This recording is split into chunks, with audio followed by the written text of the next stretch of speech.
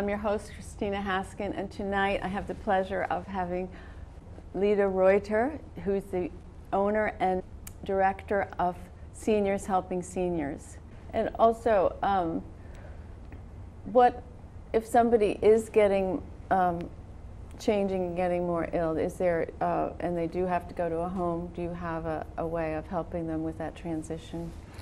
Of course, we are going to actively network, and we already have a lot of stuff in place to network with all the homes so we can help them find the right place.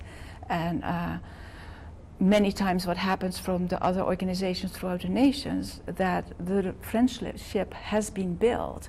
So either we can continue to provide the extra in the new situations where they may not get the care that they want or need, but otherwise many times you will see the friendship continues and they will follow up and continue. And that's the part that we are very proud of. Yeah, that's great.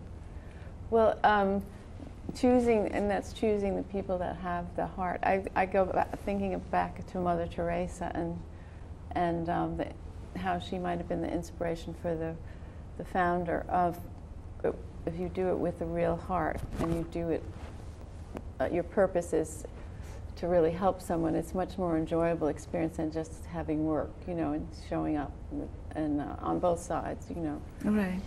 So how do you find those kind of people? I mean, you look for volunteers, you said, but how do you find those special qualities of people so that you're... Usually you find it real quick. You know, first we have an interview by phone, and I will ask them, what else have you done, and why are you looking for working with me?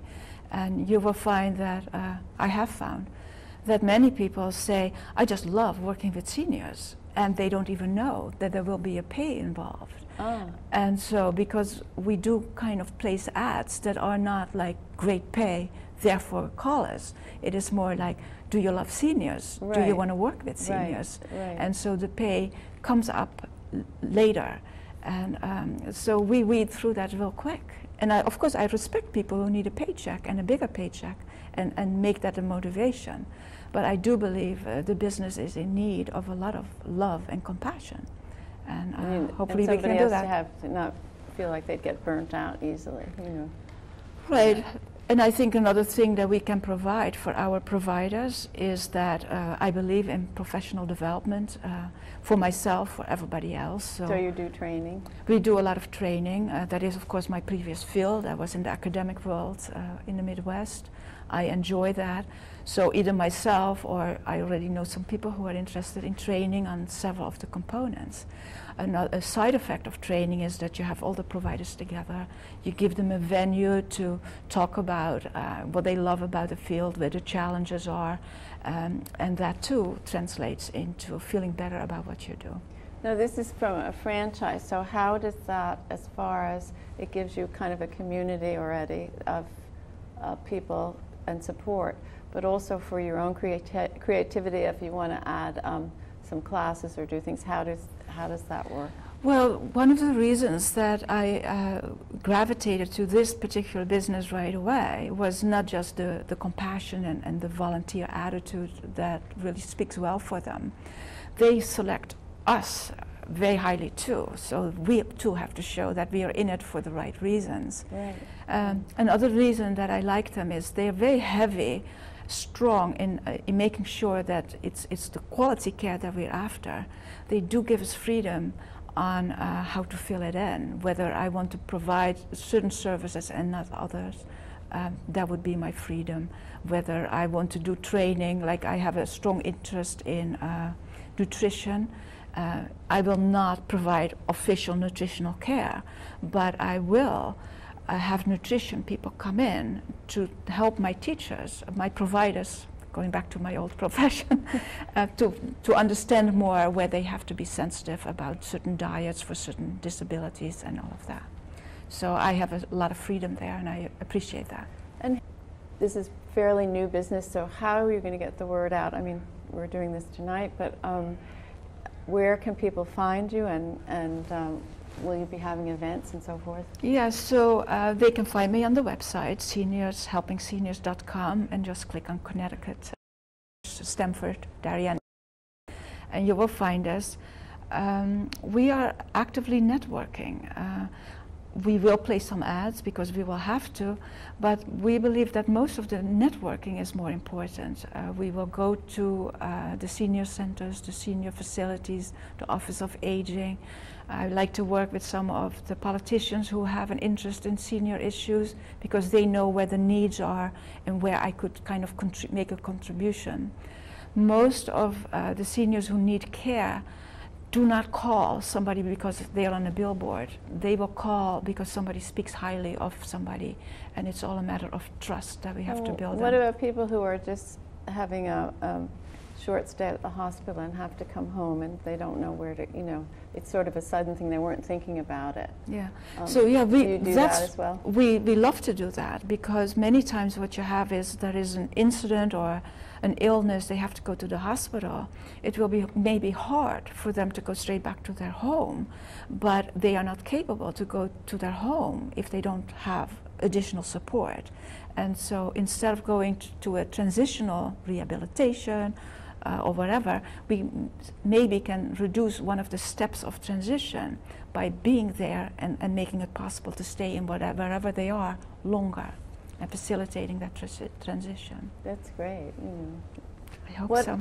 And what do you see in the 5 years from now? Kind of how would you like to see how this is going to grow? Of course, we like to have a nice group of providers, and we like to have the name recognition. I believe there is a lot of work to be done in general about senior care. The senior care and the home care does not always have the best reputation, so I hope to work on building that up.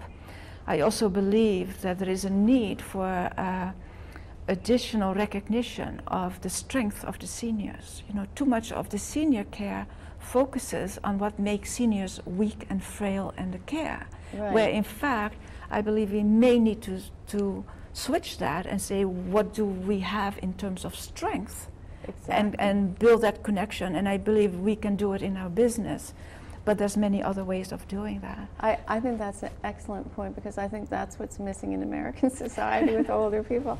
And it's just that preconceived idea, and once you have, just like with children in school, once you have a preconceived idea and the people where the caregivers treat the person like they're an invalid more than they are, then they sort of slip into that more. I think that happens a lot. Right. Where when you do the opposite, you bring them back to life and you recognize, yes, there's somebody really, has a lot of talent here or this, and very interesting and so forth. Right. Yeah, I met one person who was not young at all, who still is working in the field of aging up in Hartford. And I talked to her about it. I said, there's so many interesting stories when you get to know the seniors. And she said, oh yes. She said, just scratch a senior and life opens up. And that's true. And I believe we need to bring that about. And it will translate, and that's the point, it will translate into additional health.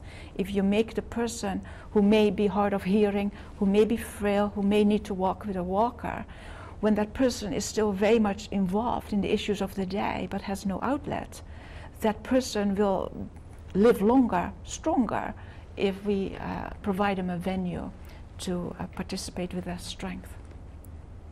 And are you going to have any newsletters or things like that? What kind of ongoing yes. updates or press or whatever? You can right.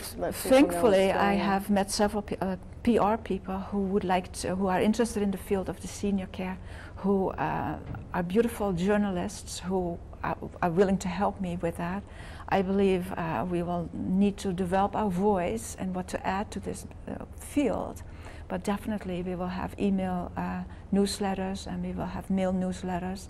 I'm still searching for how much of the senior care market can be done electronically, or whether there's still a lot of people who need it by mail. We will adjust accordingly.